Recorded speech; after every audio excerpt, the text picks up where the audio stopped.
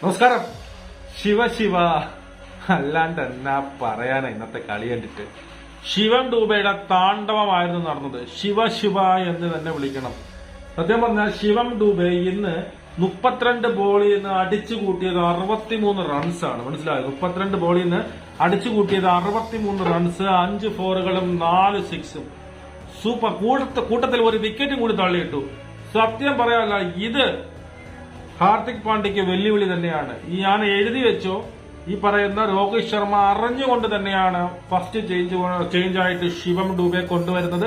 4ാം സ്ഥാനത്തേക്ക് ഈ പറയുന്ന ശിവം ഡൂബയെ ബാറ്റിംഗിന് അയക്കുന്നത് അറിഞ്ഞുകൊണ്ട് തന്നെയാണ്. ഹാർദിക്കിനിട്ടുള്ള പണിയാണ് സത്യം പറഞ്ഞു കഴിഞ്ഞാൽ ഇവിടെ രോഹിത് ശർമ്മ ചെയ്യുന്നത്.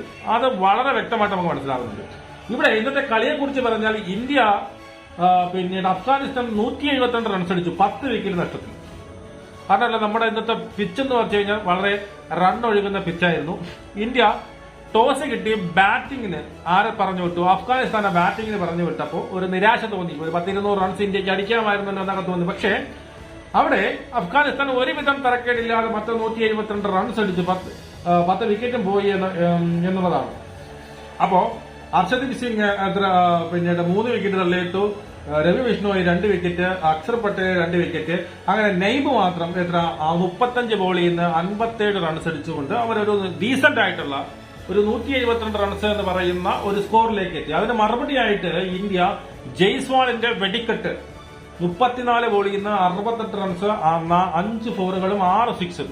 ജയ്സ്വാളിന്റെ വെടിക്കെട്ട് ഈ പറയുന്ന ശുഭം ഗില്ലിനെ മാറ്റി നിർത്തിക്കൊണ്ട്, ശുഭം ഗില്ലിനെ റെസ്റ്റ് കൊടുത്തുകൊണ്ട് കൊണ്ടുവന്നു? ജയ്സ്വാളിനെ തിരിച്ചുകൊണ്ട്. അതിന്റെ ഫലം നമുക്ക് കിട്ടി. അടിപൊളി ബാറ്റിംഗ് ആയിരുന്നു അല്ലേ? വർണ്ണതും പോണതും എല്ലാം അടിച്ച് ബൗണ്ടറി കിടത്തുന്ന ഒരു ശൈലിയായിരുന്നു. അങ്ങനെയാണ് ജയ്സ്വാളിന്റെ ശൈലി. പക്ഷെ ഇന്നും പിന്നീട് മാടൻ രോഹിത് നമ്മളെ നിരാശപ്പെടുത്തി. ഫസ്റ്റ് ബോളിൽ തന്നെ 6 അടിക്കാനുള്ള ശ്രമത്തിൽ ബൌൾഡായി. രണ്ടാമത്തെ തുടർച്ചയായ ഡക്കാണ് നമ്മുടെ രോഹിത് ശർമ്മയ്ക്ക് സംഭവിച്ചത്. പ്രശ്നമില്ല, രോഹിത് ശർമ്മ അടുത്ത കളി വരും. രോഹിത് ശർമ്മയുടെ ഇന്റൻസ് ഉണ്ടല്ലോ, പറയുന്ന ഒരു അപ്രോച്ച് അതെനിക്ക് ഇഷ്ടപ്പെട്ടു. ലെവലിൽ തന്നെ കളിക്കട്ടെ. അത് 1-2 കളിയൊക്കെ ഔട്ടാവും, കുഴപ്പമില്ല. ഇപ്പൊ നമുക്ക് എന്തായാലും ഏതാണ്ട് ഉറപ്പായിട്ടുണ്ട് വേൾഡ് കപ്പിന് എന്തായാലും രോഹിത് ശർമ്മ തന്നെ ആയിരിക്കും ക്യാപ്റ്റൻ എന്നുള്ളതിനെ കുറിച്ച് നമുക്കൊരു വ്യക്തത വരുന്നുണ്ട്. ഇവിടെ എടുത്തു പറയാനുള്ള മറ്റൊരു കേസ് വിരാട് കോഹ്ലിയുടെ അപ്രോച്ചാണ്. വിരാട് കോഹ്ലി വന്ന ഉടനെ ഈ പറയുന്ന വിരാട് കോഹ്ലി എത്ര റൺസ് അടിച്ചു? കോഹ്ലി 29 റൺസ് അടിച്ചു. 16 ബോളിൽ നിന്ന് 29 റൺസ് അടിച്ചെങ്കിലും ഞാൻ T20 ആപ്റ്റാണ്, എന്നെ കൊണ്ട് T20 കളിക്കാൻ കഴിയും, ഞാൻ പഴയ സ്ട്രൈക്ക് റേറ്റ് ഈ പറയുന്ന 100-150 സ്ട്രൈക്ക് റേറ്റിൽ എനിക്ക് ബാറ്റ് ചെയ്യാൻ കഴിയുമെന്ന് തെളിയിച്ച ഒരു ഇന്നിംഗ്സ് കൂടിയായിരുന്നു. അൺഫോർച്ചുനേറ്റ് ആയിട്ടാണ് വിരാട് കോഹ്ലി ഔട്ടായത്. വിരാട് കോഹ്ലി നല്ല രീതിയിൽ ഈ പറഞ്ഞതുപോലെ എന്ത് ചെയ്തു? ഇന്നിംഗ്സിനെ പടുത്തുയർത്തിക്കൊണ്ട്. അവിടെ എല്ലാം നമുക്ക് അതൊക്കെ കഴിഞ്ഞ് നമുക്ക് എടുത്തു പറയാനുള്ളത് ശിവം ഡൂബെ എന്ന് പറയുന്ന ഒരു ഓൾറൗണ്ടറാണ്. അതായത് ഹാർദിക് പാണ്ഡ്യയ്ക്ക് പകരമായി ഇന്ത്യൻ ടീമിലേക്ക് വന്ന ശിവം ഡൂബെ 2 കളി, ഫസ്റ്റ് കളിയിലെ മാൻ ഓഫ് ദി മാച്ച്, ഈ കളിയിലെ മാൻ ഓഫ് ദി മാച്ച് തന്നെ ആയിരിക്കും, മറ്റാരുമില്ല. നോട്ട് ഔട്ട് ആയിട്ട് നിന്നു എന്നുള്ളതാണ്. 2 കളിയും ഒറ്റയ്ക്ക് നിന്ന് ഇന്ത്യയെ ജയിപ്പിച്ചു എന്നുള്ളത്. ജയിപ്പിക്കുക മാത്രമല്ല, വന്ന ഉടനെയുള്ള അവന്റെ ഒരു അടിയുണ്ടല്ലോ, ഹാർദിക് 6 അടിച്ചുകൊണ്ട്. അത് മുഹമ്മദ് നബിയെ ഹാർദിക് 6, 3 സിക്സാണ് പട്ടയെന്ന് അടിച്ചത്. പലപ്പോഴും നമ്മളെ അത് യുവരാജ് സിംഗ് തന്നെയാണോ ബാറ്റ് ചെയ്യുന്നത് എന്ന് പോലും നമ്മൾ സംശയിച്ചു പോകുന്ന കിടിലം ബാറ്റിംഗ് ആയിരുന്നു അവരുടെ ശിവം ഡൂബെയുടെ. ശിവ എന്ന് തന്നെ വിളിക്കണം. ശിവ എന്ന് പറയുന്ന ശിവം ഡൂബെ ഇനി ഇന്ത്യയുടെ അഭിവാജ്യ ഘടകമാവുകയും ചെയ്യും. ഹാർദിക് പാണ്ഡ്യയ്ക്ക് ഒരു വെല്ലുവിളിയാകുകയും ചെയ്യും. ഹാർദിക് പാണ്ഡ്യയ്ക്ക് അല്ലെങ്കിൽ എനിക്കൊരു എതിരാളിയില്ല, എന്റെ പൊസിഷൻ അല്ലെങ്കിൽ ഈ പറയുന്ന ഓൾറൗണ്ട് പൊസിഷനിലേക്ക് കളിക്കാൻ എനിക്ക് മറ്റൊരാളില്ല എന്നുള്ള അഹങ്കാരമായിരുന്നു അവന്. അവനെയും ഇതുപോലെ കൊണ്ടുവന്ന് ഈ പറയുന്ന ഗില്ലിനെ ഇന്ന് മാറ്റി വെച്ചില്ലേ?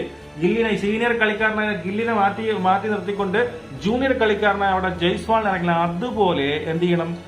ഇവന് ടീമിലെടുത്തിട്ട്, ഹാർദിക് പാണ്ഡ്യ ടീമിലെടുത്തിട്ട് മാറ്റി ബെഞ്ചിലിരുത്തിക്കൊണ്ട് അവിടെ ശിവം ഡൂബെ ഇറക്കണം. അപ്പോഴേ അഹങ്കാരങ്ങൾ കുറയുള്ളൂ.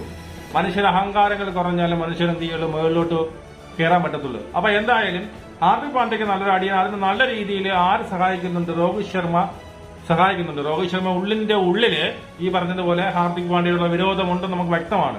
ഇതില് ഹാർദിക് പാണ്ഡ്യയ്ക്ക് പണി കൊടുക്കാൻ വേണ്ടി തന്നെയാണ് എന്ത് ചെയ്യുന്നത്? ശിവൻ ഡൂബെക്ക് ബൌളിംഗ് പൊസിഷൻ കൊടുക്കുന്നതും ഈ പറഞ്ഞതുപോലെ ബാറ്റിംഗ് പൊസിഷനൊക്കെ കൊടുക്കുന്നത് ഉറപ്പിച്ച് തന്നെ കൂട്ടിക്കും. അപ്പോ 3 കളികളിലെ T20 2-0 ഇന്ത്യ മുന്നിലാണ്. മനസ്സിലായോ? ഈ കളി സത്യം പറഞ്ഞു കഴിഞ്ഞാൽ 174 റൺസ്, 15.4 ഓവറിൽ എറിയുമ്പോൾ തന്നെ ഇന്ത്യ കൈപ്പടയിൽ ഒതുക്കി എന്നുള്ളതാണ്. വളരെ നിസ്സാരമായാണ് അടിച്ചത്. ആ തലങ്ങും വിലങ്ങും ശിവൻ ഡൂബെ കണ്ടിക്കുന്ന അടി കണ്ടു കഴിഞ്ഞാൽ പട്ടയെന്ന് അടിച്ചു. പിന്നെ ജയ്സ്വാൾ നമുക്കറിയാം, തുടക്കം മുതൽ ഫസ്റ്റ് ബോൾ തൊട്ട് ജയ്സ്വാളിന്റെ ശൈലി ഏതാണ് ഇവർക്ക് മാറ്റം. നമ്മുടെ വീരേന്ദ്ര സെവാഗിന്റെ ശൈലിയാണ്. യുവരാജ് സെവാറിൽ ടെസ്റ്റ് ആയിക്കോട്ടെ എന്തായിക്കോട്ടെ ഫസ്റ്റ് ബോൾ തന്നെ അണ്ണ എന്ത് ചെയ്യും, അടിച്ച് ബൗണ്ടറി കിട്ടും. അതേ സ്റ്റൈലിലാണ് എന്ത് ചെയ്യുന്നത് ഈ പറയുന്ന ജയ്സ്വാളും കൂടി കളിക്കുന്നത്. പിന്നെ നമ്മുടെ ബൌളിംഗ് നിരയെ കുറിച്ച് പറഞ്ഞാൽ ബൌളിംഗ് നിര കുറച്ചും കൂടി മെച്ചമാവാനുണ്ട്. അതിപ്പം ഈ പറയുന്ന ഹർഷദീപ് സിംഗിന്റെ അവസാന ഓവറിൽ 2 വിക്കറ്റ് കിട്ടിയെന്നുള്ളത് ബൌളിംഗിനെ കുറിച്ച് വളരെ നല്ലൊരു അഭിപ്രായമൊന്നുമില്ല. പിന്നെ അക്ഷർ പട്ടേൽ 2 കളിയും നല്ല രീതിയിലായിരുന്നു. രവി ബിഷ്ണോയും എന്ത് ചെയ്തു, 2 വിക്കറ്റ് എടുത്തു. അപ്പൊ എന്തായാലും ടോട്ടാലിറ്റി നോക്കിയാൽ ഇന്ത്യ സൂപ്പറായിട്ട് ഏകപക്ഷീയമായിട്ട് അടിച്ചു തൂറിച്ച് ആരെയാണ് ഈ പറയുന്ന അഫ്ഗാനിസ്ഥാനെ അടിച്ചൊരു പരുവമാക്കിക്കൊണ്ട് ശിവം ഡുബെ എന്ന് പറയുന്ന ഈ പറയുന്ന ഓൾറൗണ്ടറിന്റെ ഒരു എന്താണ് പറയുന്നത്, ഒരു വരവാണ് നമ്മളിൽ ശ്രദ്ധേയമായി. ഈ ടൂർണമെന്റ് കൊണ്ട് നമുക്ക് കിട്ടുന്ന ഒരു സംഭവം ഈ പറയുന്ന ആർക്കാണ്, ഒരു ഓൾറൗണ്ടർ അല്ലെ, ഈ പറയുന്ന ഹാർദിക് പാണ്ഡ്യയെ പോലെ മറ്റൊരു ഓൾറൗണ്ടർ. ഹാർദിക് പാണ്ഡ്യ ഇല്ലെങ്കിലും ഇന്ത്യയിൽ ആളുണ്ട് എന്ന് തിരിച്ചറിയുന്ന ഒരു ടൂർണമെന്റ് കൂടിയാണ് ഇത്. നമുക്ക് വീണ്ടും കാണാം. ജയ് ഹിന്ദ്.